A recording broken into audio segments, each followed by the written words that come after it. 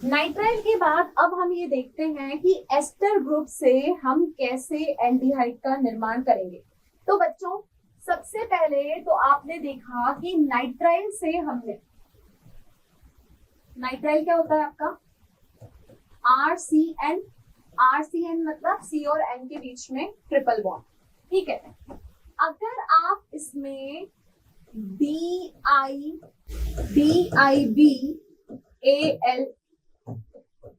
डालते हैं और उसका आप करते हैं जल अपघटन, तो आपको यहाँ पर एल्डिहाइड प्राप्त होता है।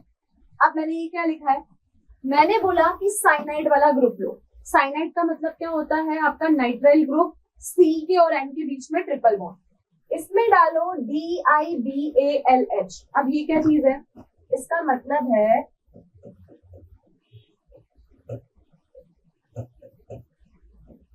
Die isobutyl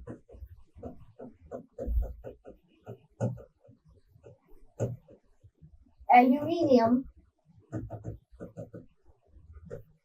hydride, DIBALH।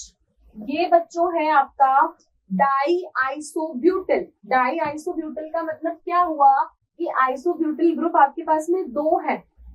Isobutyl group कितने हैं, आइसोब्यूटिल ग्रुप दो है और साथ में आपके पास में एल्यूमिनियम का हाइड्राइड है। तो डाई आइसोब्यूटिल एल्यूमिनियम हाइड्राइड की उपस्थिति में अगर आप इसका जल अपघटन करते हैं तो H3O पॉजिटिव से आपको सीधा RCHO मिल जाता है। उदाहरण देके मैं आपको बताती हूँ, देखिएगा उदाहरण।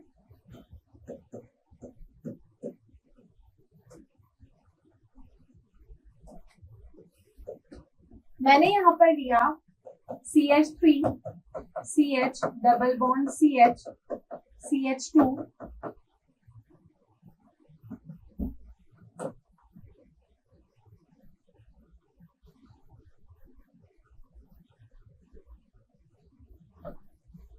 CH2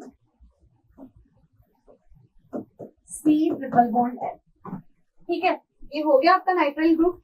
अब मैंने बोला कि मुझे इसमें डालना है DIBALH, ठीक है। तो DIBALH क्या हुआ, DIBALH di isobutyl aluminium hydride, di isobutyl aluminium hydride. Full form ध्यान रखनी है, दो आइसोब्यूटिल ग्रुप लेने हैं मुझे, किसके साथ में, एल्यूमिनियम हाइड्राइड के साथ में, ठीक है। अब जब मैं इस स्थिति में डाई एल्यूमिनियम हाइड्राइड को डालूंगी तो मुझे एक चीज मिलेगी बीच में, यहाँ पर एक मध्यवर्ती मिलेगा जिसका नाम है इमीन। क्या नाम होगा उसका, इसकी अभिक्रिया करवाने पे आपको मिलेगा इमीन। लेकिन आपको एमीन नहीं चाहिए, आपको क्या चाहिए, आपको चाहिए एल्डिहाइड। तो बच्चों, इमीन से अगर आपको एल्डिहाइड चाहिए तो आपको उसमें H3O पॉजिटिव डालना पड़ेगा, और H3O पॉजिटिव डालने का मतलब है कि हमने इस अभिक्रिया का क्या कर दिया, हमने इस अभिक्रिया का जल अपघटन कर दिया। क्लियर है। तो क्या होगा इस अभिक्रिया में, CH3 CH double bond CH CH2, ये आपका CHO बन गया और यही हमें चाहिए था। एंड में आ गया CHO, मतलब ये क्या है, ये आपका एल्डिहाइड है। क्लियर इतना।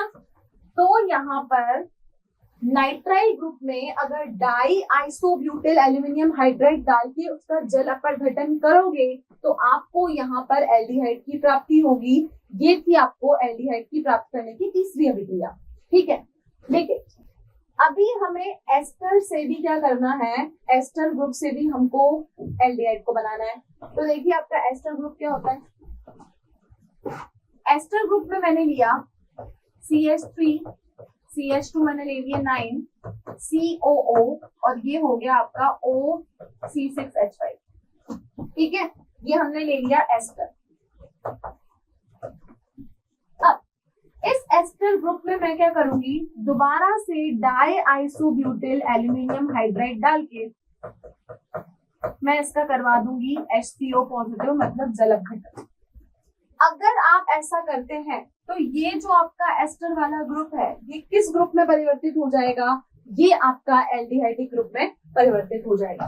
तो देखिए यहाँ क्या बनेगा, CH3 CH2 9 C6H5 CHO, तो यहाँ हमें क्या मिल गया, हमें यहाँ भी एल्डिहाइड प्राप्त हुआ। यहाँ क्या बना बच्चों, यहाँ भी आपको एल्डिहाइड यहाँ पर मिला। तो एल्डिहाइड को अगर आपको नाइट्राइल या एस्टर ग्रुप से बनाना है तो उसमें डाई आइसोब्यूटिल एल्यूमिनियम हाइड्राइड, ध्यान रखना डाई आइसोब्यूटिल एल्यूमिनियम हाइड्राइड मतलब आइसोब्यूटिल ग्रुप मेरे पास 2 है, ये डाल के अगर हम इसका जल अपघटन करेंगे तो हमें यहाँ पर क्या प्राप्त होगा, हमें यहाँ पर एल्डिहाइड प्राप्त होगा। Is it clear? तो ये था आपका एल्डिहाइड को प्राप्त करने का तीसरा तरीका। आगे बढ़ते हैं हाइड्रोकार्बन से। अब मुझे एल्डिहाइड कैसे बनाने हैं, एल्डिहाइड की चर्चा अब मैं हाइड्रोकार्बन बनाने से करूंगी, हाइड्रोकार्बन से बनाऊंगी। अब जब मैं हाइड्रोकार्बन का नाम लेती हूँ तो मुझे 3 चीजें ध्यान आती है। एक हो गया मेरा एल्केन, एक हो गया मेरा एल्कीन और तीसरा हो गया मेरा एल्काइन। अभी मैंने आपको 2 तरीके बताए, एक तो रोजनमंड और दूसरा आपकी स्टीफन की अभिक्रिया, और तीसरा अभी मैंने ये DIBA-LH वाली बताई। ठीक है, अब मैं एल्केन हाल की बात करूं तो सी के बीच में डबल सिंगल बॉन्ड, एल्कीन मतलब डबल बॉन्ड, एल्काइन मतलब ट्रिपल बॉन्ड, ये हो गया हाइड्रोकार्बन। इनसे मुझे क्या बनाना है, इनका यूज करके अब मुझे एल्डिहाइड बनाना है। तो इनसे अगर मुझे एल्डिहाइड बनाना है तो उसको बनाने के लिए भी हमारे पास में विभिन्न प्रकार की अभिक्रियाएं हैं। तो देखिए हम हाइड्रोकार्बन से एल्डिहाइड CHO का निर्माण अब कैसे करेंगे। तो ये होते हैं हमारे हाइड्रोकार्बन एल्केन, एल्कीन, एल्काइन। अब इन तीनों से हम एल्डिहाइड को बनाने की जनरल विधियां जो हैं वो देख चुके हैं कि हम कैसे जल अपघटन करेंगे, कैसे अपचयन करके एल्डिहाइड को बनाएंगे। अब बच्चों अब जो अभिक्रिया हम पढ़ रहे हैं ना, ये हाइड्रोकार्बन आपके एरोमेटिक वाले हैं। कैसे हैं? Aromatic hydrocarbon. एरोमेटिक का मतलब होता है कि रिंग वाले जो आपके कंपाउंड होंगे हम उनकी चर्चा करेंगे। अब एरोमेटिक हाइड्रोकार्बन जैसे कि आपने यहाँ पर लिया टोल्यूइन, ठीक है, अगर मैंने ये टोल्यूइन लिया, मैं बोल रही हूँ कि ये मेरा एक एरोमेटिक हाइड्रोकार्बन है, इसको हम बोलते हैं टोल्यूइन। अगर मैं इसका डायरेक्ट ऑक्सीकरण करती हूँ, क्या करती हूँ, डायरेक्ट ऑक्सीकरण करती हूँ, तो डायरेक्ट ऑक्सीकरण करने पे हमें यहाँ पर जो उत्पाद मिलेगा उसको एल्डिहाइड बनने के लिए बीच में रोकना संभव नहीं है। तो हम क्या करते हैं, इस अभिक्रिया को हम 2 तरीके से करते हैं। एक हम क्रोमियम के क्लोराइड से इसकी अभिक्रिया करवाते हैं, एक हम क्रोमियम के ऑक्साइड से इसकी अभिक्रिया करवाते हैं। तो यहाँ पर जो उत्पाद बनेगा उससे एल्डिहाइड को प्राप्त करना संभव नहीं है। जो मध्यवर्ती बनेगा उससे एल्डिहाइड को प्राप्त करना संभव नहीं है, फिर से हमें उसका दोबारा ऑक्सीकरण करवाना पड़ेगा। तो जब आप एरोमेटिक हाइड्रोकार्बन से एल्डिहाइड बनाते हो तो आप उसका डायरेक्ट ऑक्सीकरण नहीं करोगे, आप उसको 2 तरीकों से बनाओगे। तो देखते हैं कि वो 2 तरीके कौन से हैं। पहला तरीका है आपका मेथिल बेंजीन के ऑक्सीकरण द्वारा, पार्श्व श्रृंखला के क्लोरीनेन के द्वारा और गटरमैन कोच अभिक्रिया से। ठीक है, तो मेथिल बेंजीन जो है हम उसका ऑक्सीकरण करेंगे, इसके अलावा हम इसका पार्श्व श्रृंखला से क्लोरीनेन करेंगे और तीसरा हम गटरमैन कोच की अभिक्रिया करेंगे। बच्चों अब हम ये पढ़ेंगे कि मेथिल बेंजीन का ऑक्सीकरण हम कैसे कर सकते हैं। तो आप ये देखोगे कि जितने भी आपके एरोमेटिक हाइड्रोकार्बन्स हैं, ठीक है, अगर हमने मान के चलो टोल्यूइन लिया, अगर हमने बेंजोइक अम्ल लिया, तो जब आप इनका ऑक्सीडेशन करते हो ना, तो क्या होता है कि एल्डिहाइड वाली स्टेप में ही इसको रोकना बहुत आसान होता है। कुछ रिएजेंट्स का यूज करके हम इसको एल्डिहाइड वाली स्टेप में ही रोक सकते हैं।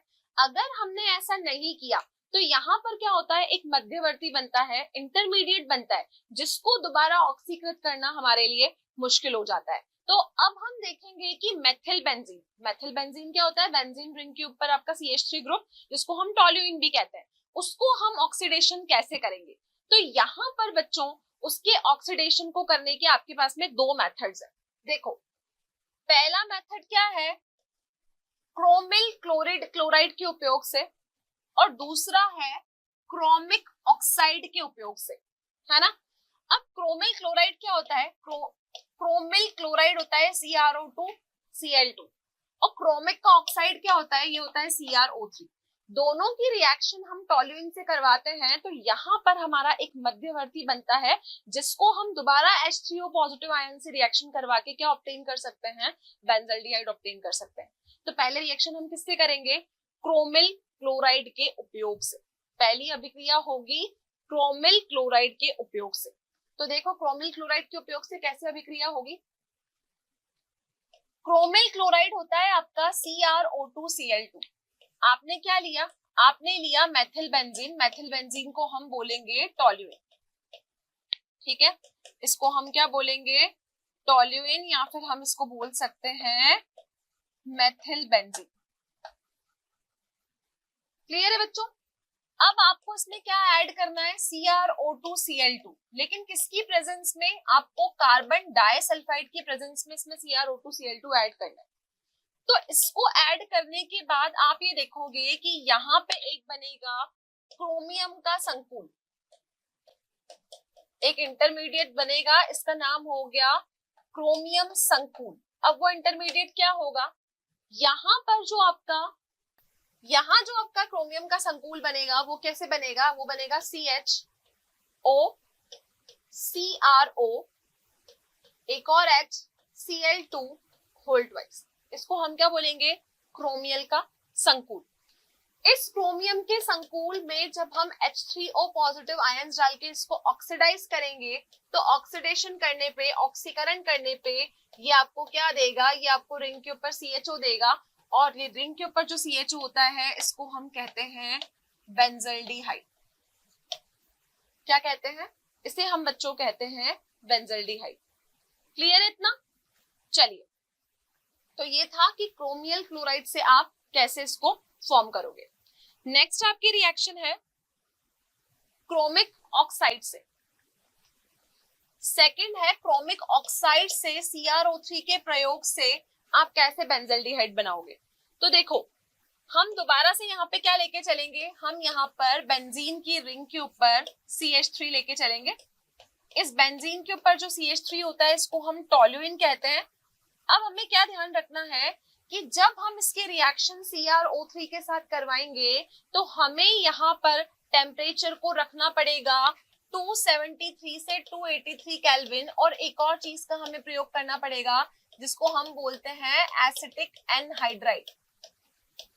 क्या बोलते हैं, एसिटिक एनहाइड्राइड। ये होता है CH3CO होल ट्वाइस। क्लियर है। एसिटिक एनहाइड्राइड के प्रयोग से हम ये अभिक्रिया यहाँ पर करवाएंगे। तो हम क्या करेंगे, हम इसमें ऐड करेंगे CH3CO होल ट्वाइस O, ठीक है। किस टेम्परेचर पर, 273 से 283 केल्विन, और यहां लेंगे CrO3। तो यहां पर भी क्या होगा, एक मध्यवर्ती बनेगा, एक इंटरमीडिएट आपको ऑब्टेन होगा। CH ब्रैकेट में आ जाएगा OCOH2, ठीक है। यहां पर आपका रह जाएगा CH, इसको हम एक्सपैंड करके लिखेंगे OCOH2, और ब्रैकेट के बाहर यहां पर आएगा आपका CH, ब्रैकेट में होगा OCO, ठीक है, बराबर हो गए OCO। यहां पर हो जाएगा CH3, यहां हो जाएगा आपका होल ट्वाइस। इसको हम बोलेंगे इंटरमीडिएट। ये जो बना है ये बना आपका मध्यवर्ती। यहाँ पर CH3 का रह गया CH, और ब्रैकेट में क्या बचेगा, ये हमने एसिटिक एनहाइड्राइड का प्रयोग किया है CH3CO होल ट्वाइस O, तो ब्रैकेट में बचेगा OCO, ये O, ये CO, और ये CH3 होल ट्वाइस, और यहाँ के जो दो H थे और 2 था उन्होंने मिलके H2O फॉर्म कर दिया। अब ये इंटरमीडिएट जो बना है हमें क्या करना पड़ेगा, इसको हीट करना पड़ेगा। किसकी प्रेजेंस में, H3O पॉजिटिव आयंस की प्रेजेंस में। तो जब आप इसको H3O पॉजिटिव आयंस की प्रेजेंस में हीट करते हैं तो यहाँ पे बच्चों आपको क्या मिलेगा, यहाँ पे आपको मिलेगा बेंजल्डिहाइड। ठीक है, तो ये हो गया आपका फाइनल प्रोडक्ट। तो हमने यहाँ पर क्या किया, हमने यहाँ पे ऑक्सीडेशन किया। ऑक्सीडेशन यहाँ पे हमने दो कंपाउंड्स को यूज करके किया। एक बार हमने क्रोमियम का क्लोराइड यूज करा, क्रोमिक क्लोराइड, और एक हमने क्रोमियम का ऑक्साइड यूज किया। तो ये थी आपकी ऑक्सीडेशन की रिएक्शन की कैसे आप बेंजल्डिहाइड को यहाँ पर प्रिपेयर करोगे।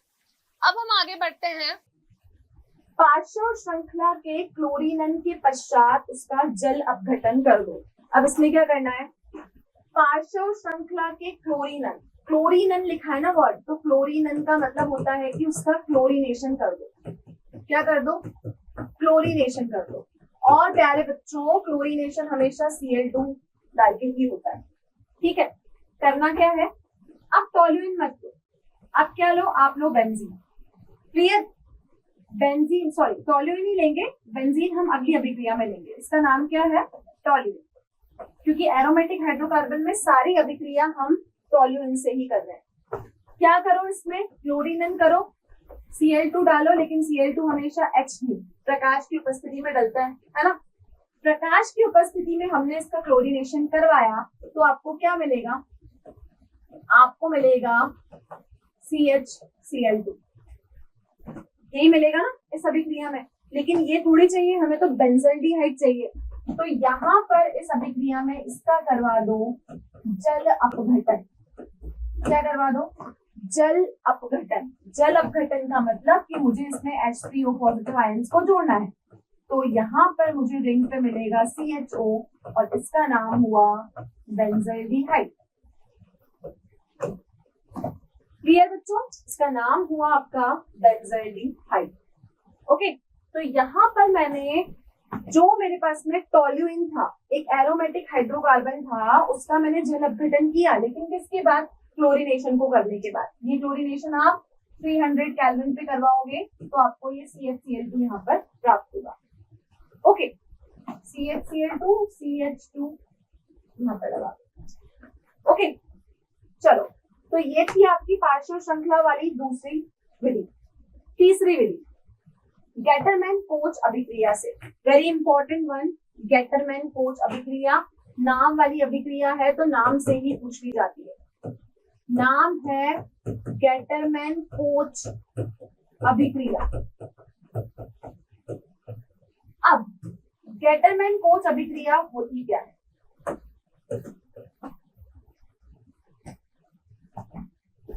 बच्चों गेटरमैन कोच अभिक्रिया में आपको बेंजल्डिहाइड बनाना है।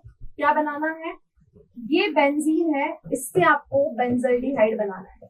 बेंजल्डिहाइड मतलब बेंजीन की रिंग के ऊपर आपका एल्डिहाइडिक ग्रुप। अब ये अभिक्रिया अगर मुझे करवानी है तो मुझे यहाँ लेना पड़ेगा बेंजीन। ये हो गया हमारा बेंजीन, ठीक है।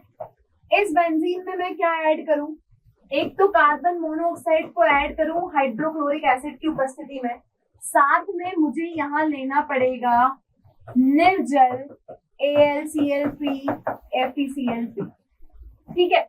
तो अगर हम ऐसा करते हैं तो यहाँ मुझे रिंग के ऊपर CHO मिल जाएगा, और रिंग के ऊपर CHO अगर मुझे मिलता है तो मैं इसको कहती हूँ बेंजल्डिहाइड। इसको मैं क्या कहूंगी, इसको मैं कहूंगी बेंजल्डिहाइड। तो करना क्या है, गेटरमैन कोच वाली अभिक्रिया में आपको बेंजीन को कार्बन मोनोऑक्साइड और HCl की उपस्थिति में निर्जल AlCl3 FeCl3 उत्प्रेरक का काम करेंगे, एज अ कैटलिस्ट काम करेंगे।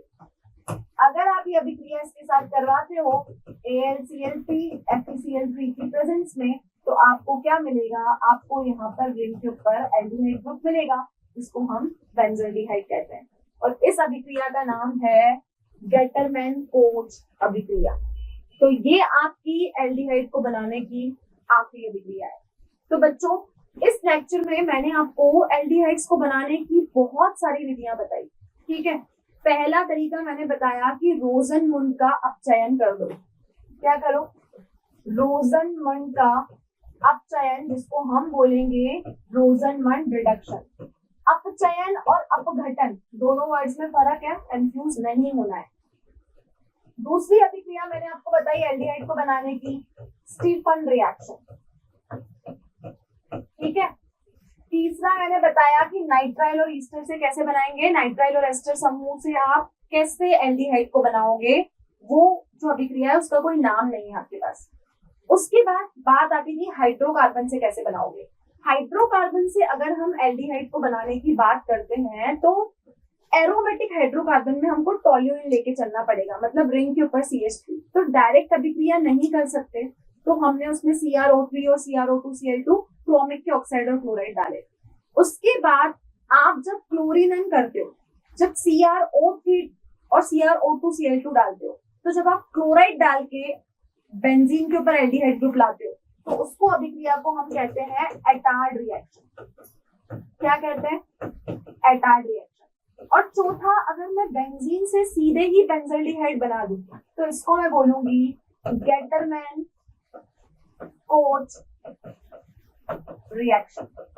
तो बच्चों, ये इस चैप्टर की, इस टॉपिक की, एल्डिहाइड को बनाने की वेरी वेरी इंपॉर्टेंट मेथड्स हैं। चारों नाम अभिक्रिया हैं, चारों नाम अभिक्रिया आपको ध्यान में होनी चाहिए, आपको पता होना चाहिए कि इन चारों अभिक्रिया को हम कैसे करेंगे। तो चारों इंपॉर्टेंट नेम रिएक्शंस हैं, चारों एल्डिहाइड को बनाने की विधि है। ध्यान से पढ़िए और याद रखिए कि किस अभिकर्मक से कौन सा उत्पाद बनेगा। और अगर आपको समझना है इसको, तो आपको इसके लिए अलग से एक नोट्स बनाने पड़ेंगे, जिसमें हम सिर्फ नेम रिएक्शंस की बात करेंगे। क्लियर? तो आज का हमारा ये टॉपिक एल्डिहाइड्स को बनाने का विरेचन यही कंप्लीट होता है। अगले लेक्चर में बच्चों हम फिर मिलेंगे और बात करेंगे कीटोन के विरेचन के बारे में। इस लेक्चर से रिलेटेड अगर आपको कोई भी डाउट्स, स्टडी मटेरियल, कंटेंट की रिक्वायरमेंट है, तो आप डाउनलोड कर सकते हैं हमारा motion learning app. Thank you so much, have a great day.